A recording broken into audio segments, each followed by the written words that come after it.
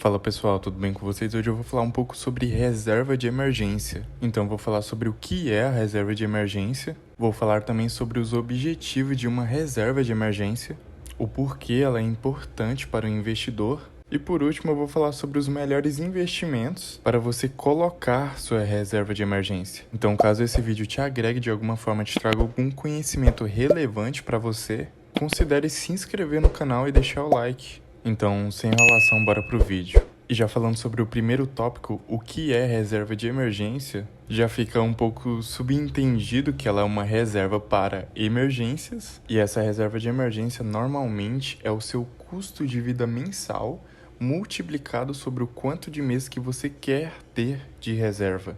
E o consenso geral do mercado é ter no mínimo 3, 6 ou 12 meses do seu custo de vida mensal como uma reserva de emergência. Por exemplo, se o seu custo de vida mensal, ou seja, somente o necessário para você sobreviver, normalmente as nossas necessidades básicas, ou seja, moradia, alimentação, água, luz, internet, que hoje é bastante necessário, ou seja, são necessidades imprescindíveis para a sua sobrevivência. Então, uma assinatura na Netflix, por exemplo, não impacta diretamente na sua sobrevivência. Então, essas necessidades, entre aspas, opcionais, não entram no cálculo da reserva de emergência. Então, eu peguei um exemplo hipotético de que as necessidades básicas dela, ou seja, o seu custo de vida mensal, seja R$ 1.500, então multiplicado pela quantidade de meses, que são 3 meses, o mínimo, ela teria que ter R$ 4.500 de reserva de emergência.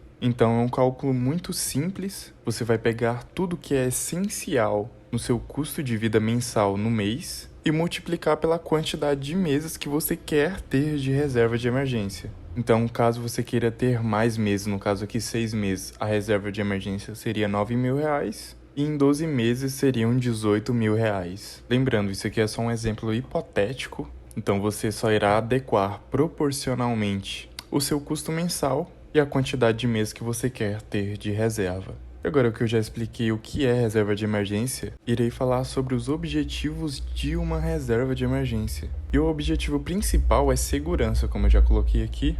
Ou seja, não é rentabilidade, você não vai colocar esse dinheiro para multiplicar dezenas de vezes. O foco da reserva de emergência não é esse. E agora eu vou te mostrar 3 pontos para você ter uma reserva de emergência. O primeiro deles, ter um dinheiro reservado para imprevistos para que você não saque seus investimentos de renda variável. Então, um exemplo hipotético, caso alguém da sua família ou você mesmo fique doente e não tenha dinheiro para comprar um remédio, para pagar um Uber, que seja, para ir para o hospital, você não irá pensar 2 vezes em sacar seus investimentos de renda variável. E como é renda variável, seus investimentos podem estar na alta, você ganhando dinheiro, mas mesmo assim quem investe para o longo prazo, sacar seus investimentos não é bom. Ou tem o segundo caso, que é pior ainda, que seus investimentos podem estar desvalorizados, o que é bastante comum para o mercado de renda variável, visto que oscila diariamente. Então, ter um dinheiro reservado irá te proteger para você não sacar seus investimentos de renda variável, para quem investe para o longo prazo. O segundo ponto é que ter um dinheiro reservado para imprevistos, para que você não dependa de empréstimos e cartão de crédito. Isso particularmente já até aconteceu comigo e acontece em algum momento com a grande maioria das pessoas, visto que em momentos de crise, perca de emprego, doenças e imprevistos, ou seja, furou o pneu, acabou o gás,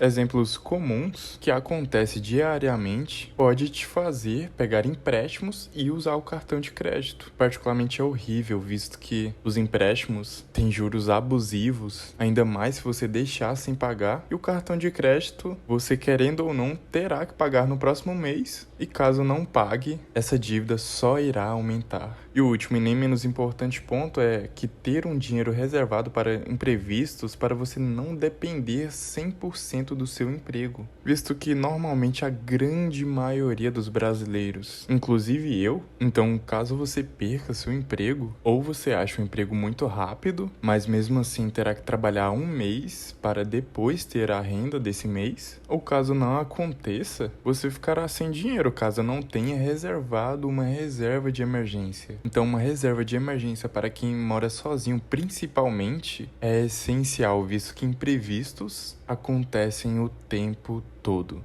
E agora vamos para o último e nem menos importante, que é onde investir essa reserva de emergência. Eu coloquei aqui entre aspas que é um investimento conservador. Eu coloquei um investimento entre aspas pelo fato que eu não considero tanto que seja um investimento, porque o foco da reserva de emergência não é multiplicar seu patrimônio em várias e várias vezes. É basicamente você ter um dinheiro guardado para caso acontecer algum imprevisto. Então o foco não é rentabilidade. E para ser um investimento conservador, ele primeiro tem que ter o baixo risco, ou seja, ele não pode oscilar como a renda variável. Então já excluímos a renda variável das opções que temos. Tem que ter a liquidez diária, visto que quando você tem algum imprevisto, você quer o dinheiro na hora. Então se você foi lá e aplicou algum dinheiro na renda variável e você teve um imprevisto, por exemplo, no domingo, quando o mercado não está aberto, visto que ele abre só de segunda a sexta, não terá como tirar esse dinheiro. Ou seja, ele não estará disponível a todo momento para você resgatar. E o terceiro e último ponto, que é mais subjetivo, mas eu acho importante, é que esse investimento conservador reponha a inflação.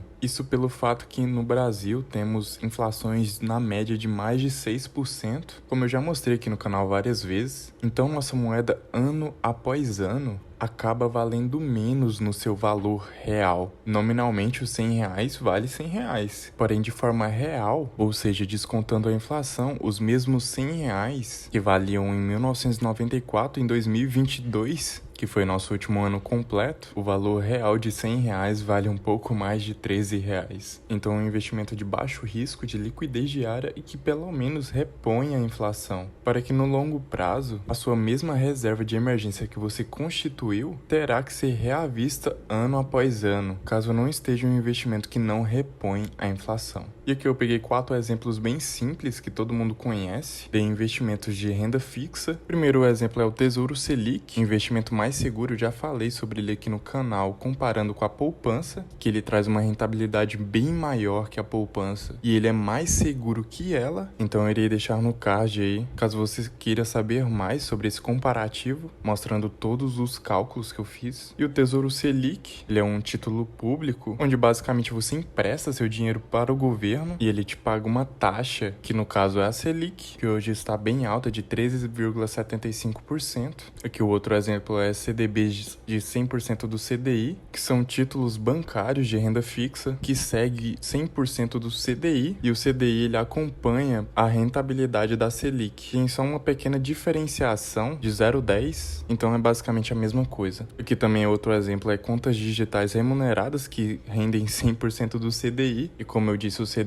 ele acompanha a Selic, então é bem parecido com os CDBs que rendem 100% do CDI. E por último, e meio polêmico, é a poupança, que é basicamente um título de renda fixa oferecido pelos bancos. Literalmente você está emprestando para o banco seu dinheiro e eles te dará o retorno da poupança. Porém, como eu já falei, o Tesouro Selic ele é bem melhor que a poupança, mas caso você não tenha tanta segurança em investir no Tesouro Selic, é melhor deixar na poupança do que embaixo do colchão, por exemplo. Em muitos momentos não vai repor a inflação, e também tem a questão do aniversário, visto que você tem que completar 30 dias após a aplicação para receber aqueles juros. Se você resgatar antes, você não pegará os juros referente ao valor que você colocou nesse período, enquanto o Tesouro Selic, as contas digitais remuneradas ou CDBs de 100% do CDI rendem diariamente. Então, caso você seja bem pessimista, a poupança é melhor que nada. E por último aqui eu peguei 2 exemplos do Banco Inter, que é um banco que eu uso, e aqui eu mostrei num exemplo o Tesouro Selic, que rende a Selic mais alguma taxa ao ano, e aqui na renda fixa eu peguei o CDB liquidez diária, que rende 100% do CDI. Então, caso você tenha conta em um banco digital, ou caso você tenha conta em bancos mais renomados, que é o Banco do Brasil, o Itaú, o Santander e Bradesco, os maiores aqui do Brasil, possivelmente terá esses investimentos para você colocar a sua reserva de emergência. Então é isso, pessoal. Hoje eu falei o que é a reserva de emergência, como calcula, que é muito simples. Falei sobre os objetivos, o porquê